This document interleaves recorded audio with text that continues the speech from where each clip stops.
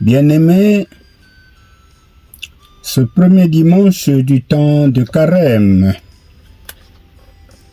nous sommes réunis autour du psaume 91 qui va faire l'objet de la prière liturgique du jour. Il s'agit du psaume 91 et ce psaume nous exprime que le Seigneur est un refuge sûr.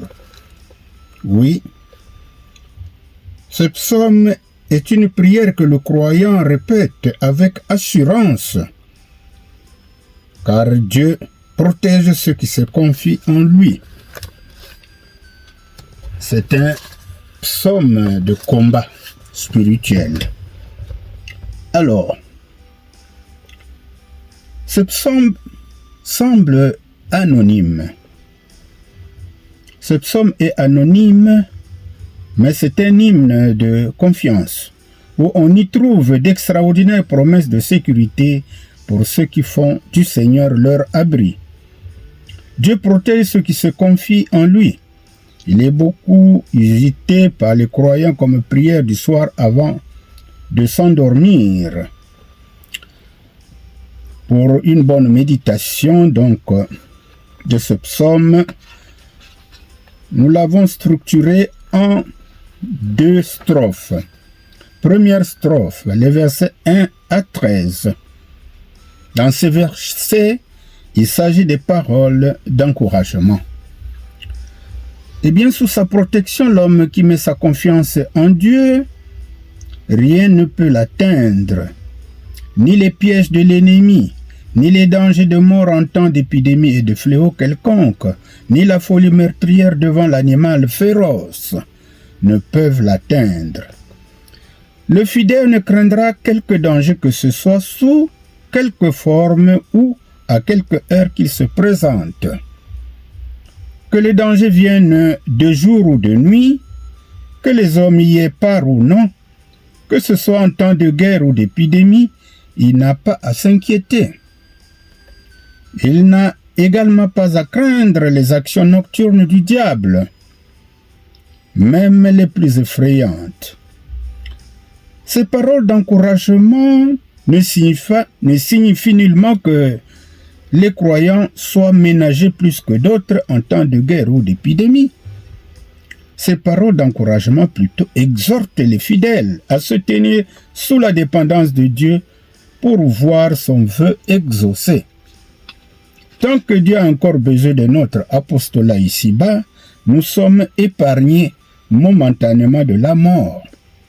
Rappelons que les versets 11 et 12 ont été cités par Satan lors de la tentation de Jésus au désert, ce que nous avons lu et entendu, certainement aussi médité, avec le texte du jour dans Luc 4.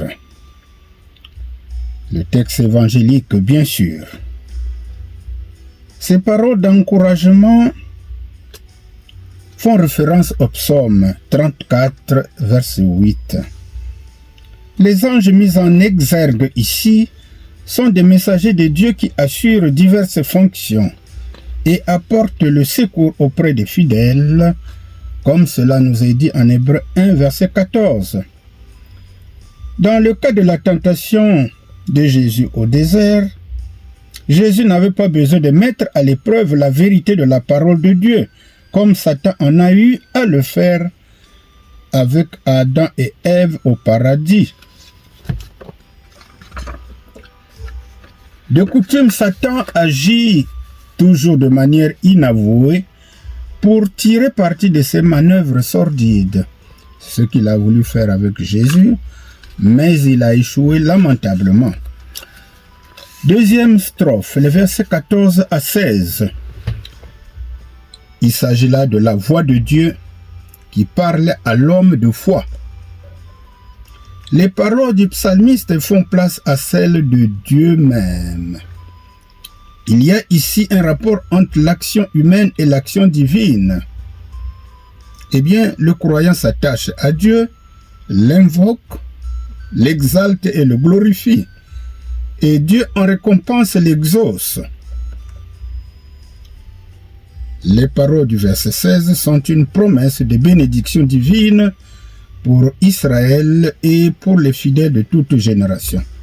Alors, quelle pensée du jour pouvons-nous en faire de ce psaume? Eh bien, le chrétien est constamment exposé à la tentation. Seule la foi en Christ peut nous éloigner de la chute. Pour cela, travaillons à notre salut avec déférence au Dieu Sauveur, comme cela est dit en Philippiens 2, verset 12. Ainsi le diable tremblera devant nous et sera défait. Jacques le dit clairement au chapitre 2, verset 19.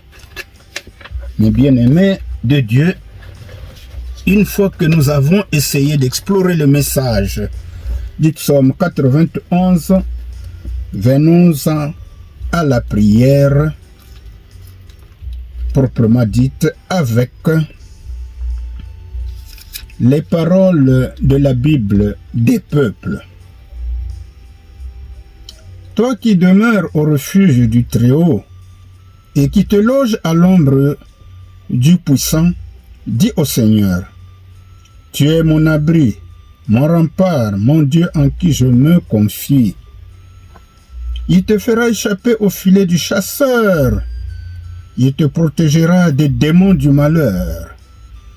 Il te couvrira de son plumage. Et tu te serreras au creux de son aile. Tu ne craindras pas de nuit la terreur, ni de jour la flèche qui vole, ni le fléau qui s'avance dans le noir, ni la peste qui frappe en plein midi. 1000, peut-être, tomberont près de toi, 10 000, rien qu'à ta droite. Mais tu seras hors d'atteinte, sa fidélité sera ton mur, ton bouclier. Ouvre les yeux et regarde, tu verras ce qu'on rend aux méchants. Mais toi, tu as le Seigneur pour refuge. Tu as fait du Très-Haut son asile. Le mal ne t'atteindra pas, la plaie ne frappera pas jusqu'à toi, car il donnera un ordre à ses anges pour qu'ils t'escortent sur tous tes chemins. Dans leurs mains, ils te porteront pour que ton pied ne bute pas sur la pierre. Tu passeras sur les fauves et les serpents. Tu piétineras le jeune lion et le dragon. Puisqu'il s'est lié à moi, je le délivrerai. Je veux le protéger, car il a connu mon nom. Qu'il m'appelle, je lui répondrai. Je serai avec lui dans l'angoisse. Je le sauverai. Je lui donnerai la gloire. J'allongerai ses jours autant qu'il le désire, et je ferai qu'il voie mon salut. Amen.